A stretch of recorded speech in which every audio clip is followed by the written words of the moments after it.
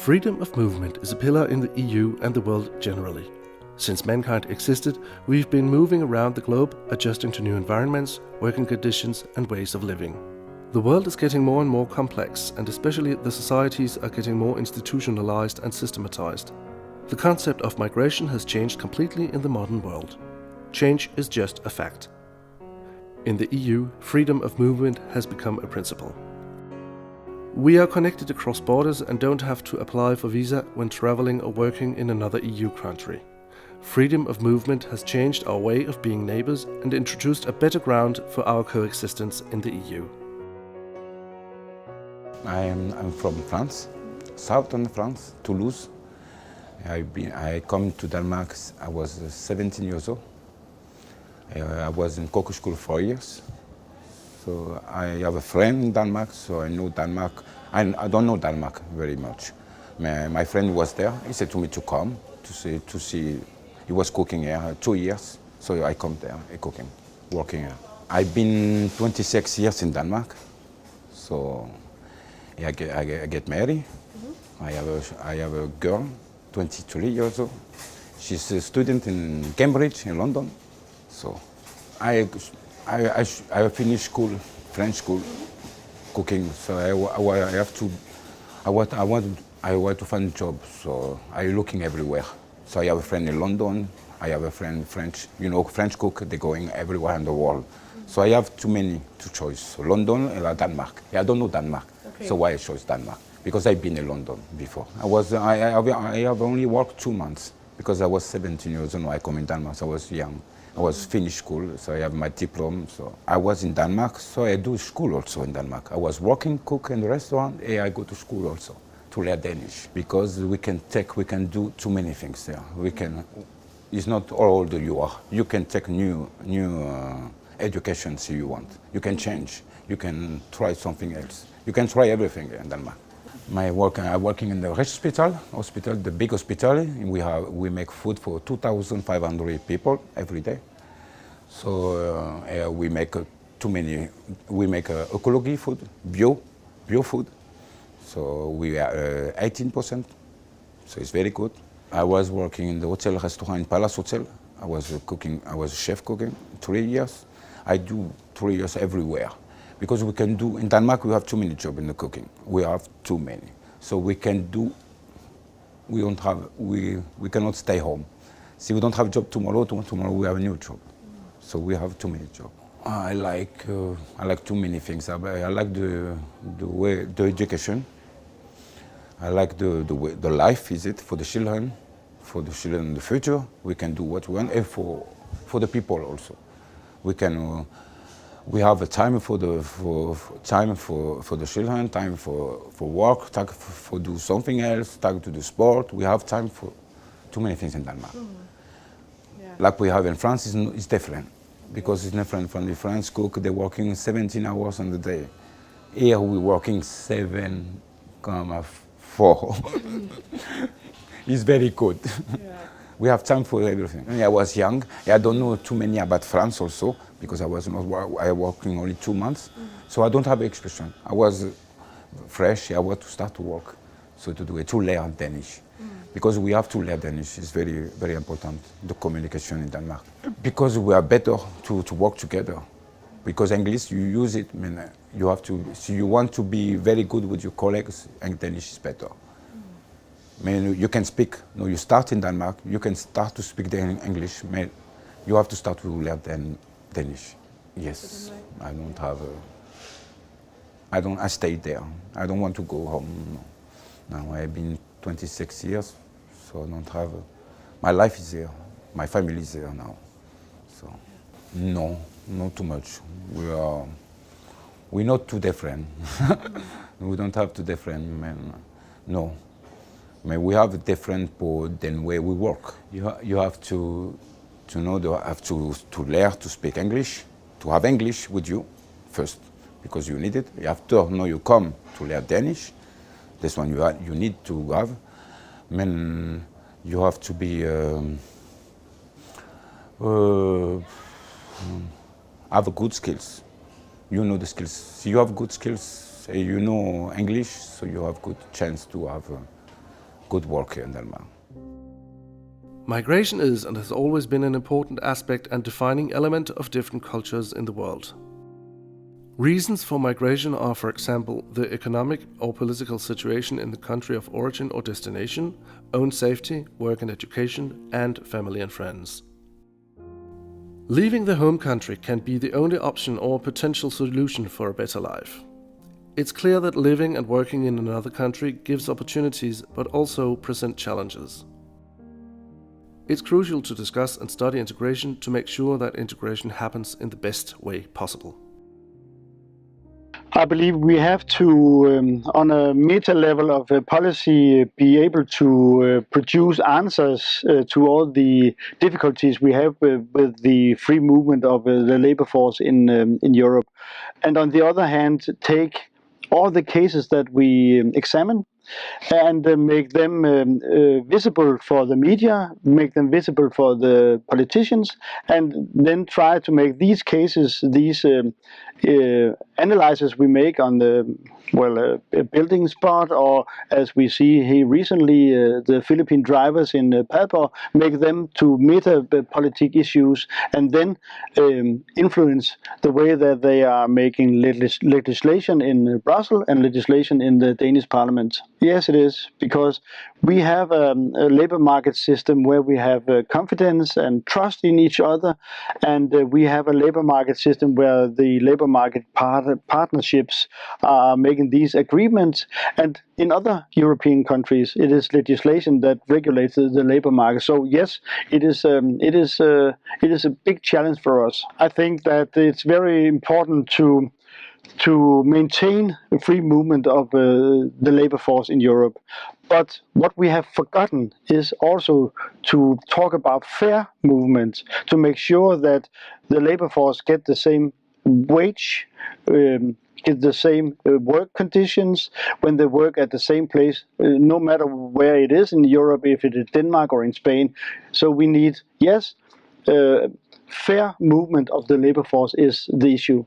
We are working very hard to have influence on this directive, because we can see that there are some employers who are exploiting their right to move labor force to another country where the wage and working conditions are poor than where they come from. And I can see when I talk to the Philippine drivers, for example, that they have been recruited in Colombo and then traveled to Singapore and then to Krakow in Poland and then ended up in Padborg in Denmark. And that's not the way the directive should be used. I can see that other countries are very much aware of the working and living condition in Denmark, and I think that we should be proud that politicians like Macron in France are talking very, very well about the way that we have our Danish, so-called Danish model installed. We have a lot of meetings all around the country. We have employees from Poland in 3F. We're from Hungary, from Germany, from a lot of different countries where they can talk on their language to the fellow citizens from these other European countries. And at the moment, we have over 50% of all organized workers with another ethnic background than Denmark in the LO. So we have a lot of foreign workers organized in the 3F. I think we have to make sure that the Danish labor market is presented as a labor market where we don't care if it is Christian or Muslims or if it is Polish or Danish workers.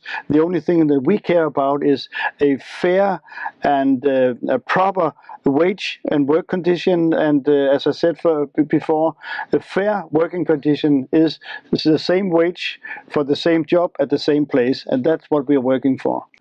I think we're going to have a lot of big issues that we have to be aware of, but I'm quite sure that the Danish model is a model that also will survive for the next 100 years.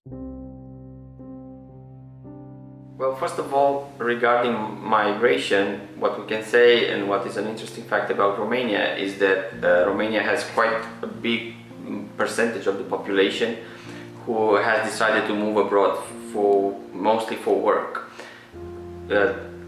Compared to Syria, for example, we are the second largest country in terms of the percentage of people who are migrating. Also, 3/4 of the Romanian migrants are of working age, so 24 to 64 years old, and this is quite a big impact on the local population, but also it kind of shows what are the reasons behind migration, what are considered to be the main reasons behind migration, which is lack of a decent salary in Romania or lack of job opportunities.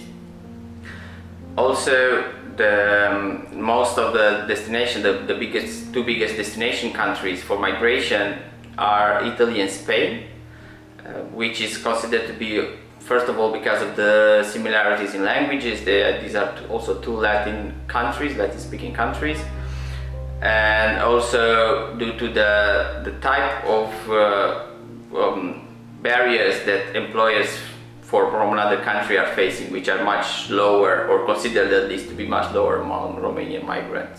Well, up until now, the main push factor was the lack of job opportunities in Romania, and also a pull factor was the higher salaries, more opportunities and higher salaries that could have been obtained in another country. But still in the recent years, we've seen that the migration, even though the economic conditions of Romania have improved, the conditions, the migrants are still moving abroad, and so it makes us wonder what are other criteria or what other factors that are making the migrants to move. Often it's also in terms of a more interesting, the decision is based also on the more interesting job that they find. But in recent years, what we can see that is more and more used as a reason for leaving is the lack or the poor quality of the public services that are in Romania compared to what the migrants are seeing. Corruption is another issue that is affecting a lot of people, so a lot decide, especially in the recent years, a lot decide to move because it goes kind of hand in hand, corruption and the low public services. And also a very important factor is family and friends. This is also quite visible in Italy and in Spain, because when some person who decides to migrate has already some friends or some relatives in a country, it's much easier to go there, to adapt to them, to move to that country. Language and culture, it's another important aspect that we have found, because again, Italian and Spanish languages are similar. Culture, the Latin culture, it's also quite similar to ours. Education for a lot of youngsters is the reason that they are saying was for their main driving force to move out. I'm Julia, originally from Romania. I moved to Germany about 5 years ago. Initially, my aim was simply to pursue an internship abroad to expand my professional, academic and cultural horizons. My plan was to return to my home country, to Romania, after 1 year, but I ended up staying here. I am currently living in Stuttgart, working as a communications and marketing professional. My first year in Germany was by far one of the most difficult, yet most enriching life experiences I've ever had. And that's also thanks to all the great people that I got a chance to cross paths with. I expected it to be difficult, and it was. But I never thought that even very simple things such as opening a bank account or running errands could turn into a problem because of, for instance, not speaking the local language, or simply because of not knowing how to deal with administrative procedures in Germany. The integration process in Germany was not an easy one, but I think that I was somehow lucky because from the very beginning I received the support of AVC, AVC is probably the world's largest non-profit youth-run organization. They help me find language courses, they help me find accommodation, they supported me in all kind of administrative procedures in Regensburg. So I would strongly recommend that all migrants get in touch with local NGOs, international NGOs, all kind of associations that could help them better integrate and feel at home in their host country. Maybe as a message to all migrants, do not expect that your employers will understand that you can't speak fluently the language of the host country. So better prepare before arriving and try to learn some basic language skills before going to a country in Europe. Attending to bureaucratic matters and registering my residence abroad went quite smoothly in my case. I think that being part of the EU comes with a lot of advantages, so I didn't have to face any particular challenges regarding my registration abroad. Germany is probably one of the most desirable locations to work and live in Europe at the moment. And of course, there are more job opportunities in Germany than in Romania. But in my case, it wasn't the number of job opportunities in Germany that convinced me to stay here. It was actually the standard of living, the quality of life that one can get in Germany, ranging from the healthcare system to public transport. To bribe or not to bribe is still a question among patients in Romania, not to mention the poor conditions that people get in public hospitals in my country. For the moment, I'm not thinking of returning back home. I've come a long way since I first arrived in Germany 5 years ago, and I think that I would simply want one day my children to benefit from all the opportunities that Germany could offer. The freedom of movement presents a lot of opportunities, but EU, its principles and policies are also challenged by the increased movement of migrants on how to share the responsibility and integrate them into the societies. In addition, Europe has become more unequal and divided, with big differences in unemployment as well as social and economic opportunities. The future for the EU is unknown, but politicians are working hard on how to solve these issues and secure equal opportunities and access to the labour market, reasonable working conditions, social protection and inclusion. EU består af 28 lande, der har hver deres systemer for arbejdsmarkedspolitik og socialpolitik. Alle lande synes sikkert, at deres system er lige præcis det bedste for netop deres land. Og derfor er det ikke nogen let opgave, når man skal blive enige om nye EU-regler. Tit foregår det sådan, at EU sætter de helt overordnede rammer, som medlemslandene så kan fastsætte deres egne regler indenfor. Vi skal altså tage hensyn til landenes forskellige modeller, og det skal være på en måde, så vi undgår unfair konkurrence og social dumping. EU laver også fælles regler på områder, der angår den frie bevægelighed. Det vil altså sige de regler, der gælder, når du tager over grænsen for at udføre dit arbejde. Der er ingen tvivl om, at den frie bevægelighed skaber stor værdi for Europa og for Danmark, men det må aldrig blive på bekostning af ordentlige rettigheder og vilkår for de vandrende arbejdstagere. Vi skal derfor sørge for, at reglerne og arbejdstagernes frie bevægelighed fortsat gør det muligt at håndhæve reglerne over for virksomhederne. Vi vil ikke have social dumping, hvor nogle arbejdsgivere udnytter deres ansatte med en anden nationalitet ved at give dem dårligere løn og arbejdsvilkår end deres danske kollegaer. Det er ikke i orden for hverken danske eller udenlandske arbejdstagere, og det er unfair konkurrence i forhold til de virksomheder, som behandler deres medarbejdere ordentligt. Et vigtigt værktøj mod dumping af lønninger i Danmark er EU's udstationeringsdirektiv, som i år er blevet opdateret. Det sikrer, at alle, der er udstationeret i Danmark, skal have en dansk overenskomstmæssig løn. Med det nye udstationeringsdirektiv har vi været med til at forbedre vilkårene for flere 100.000 af arbejdstagere i hele Europa og sikret, at man i Europa får lige løn for samme arbejde på det samme arbejdssted.